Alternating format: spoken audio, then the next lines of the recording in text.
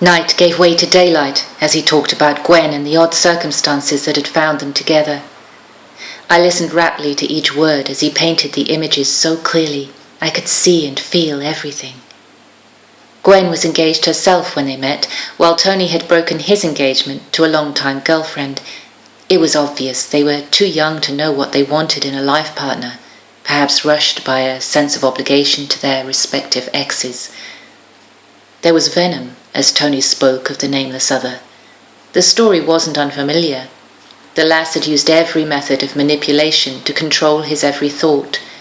It was monstrous.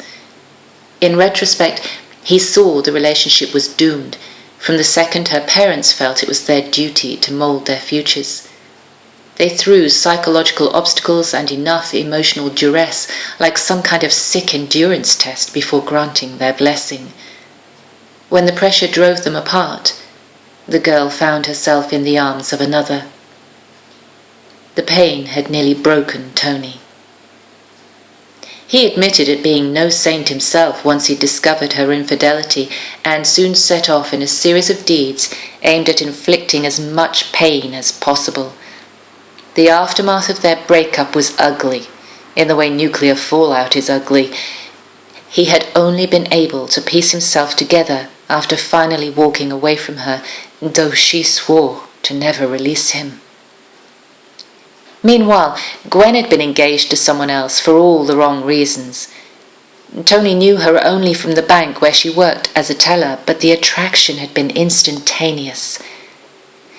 Gwen had unexpectedly appeared at a college party, and before any of the many hungry blokes surrounded her in an attempt to score, Tony had stepped in and asked her to dance.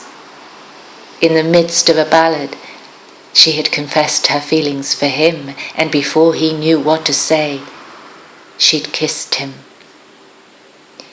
He hadn't been the same since. I figured I was some sort of last hurrah, like I was her bachelorette party of sorts. I mean, she was getting married. He shook his head.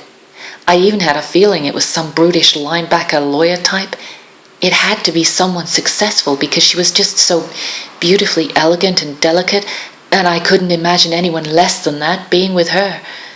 I sure as hell couldn't imagine her with someone like me.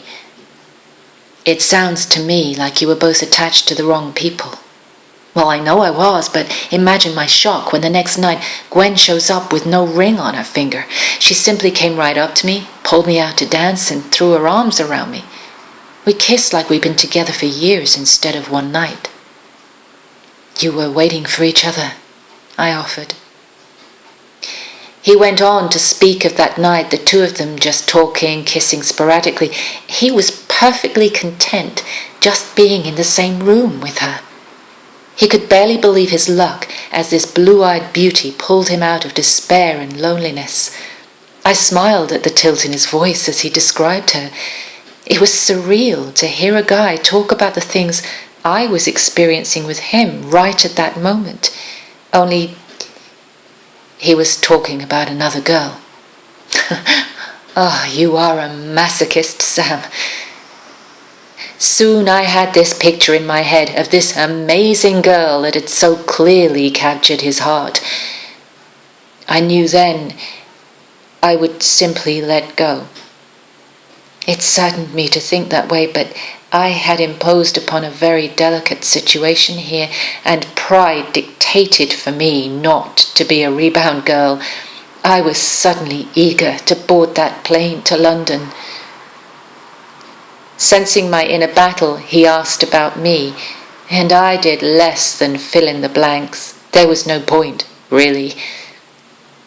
Once again, he promised he wasn't trying to use me, and I loved him for it. Before my heart shattered any more, I turned my face up to kiss him. I let my lips linger upon his as his arms grew tighter around me. He whispered that I was beautiful, and it didn't feel as a product of the moment. I had always thought I was pretty in a subtle way, but the way he looked at me as he called me beautiful made me feel like I glittered. As the kiss grew more heated, more expressive of renewed need, I sensed a revelation I hoped wouldn't materialize. It took root within me in a hidden corner of my soul. I could love him. I could.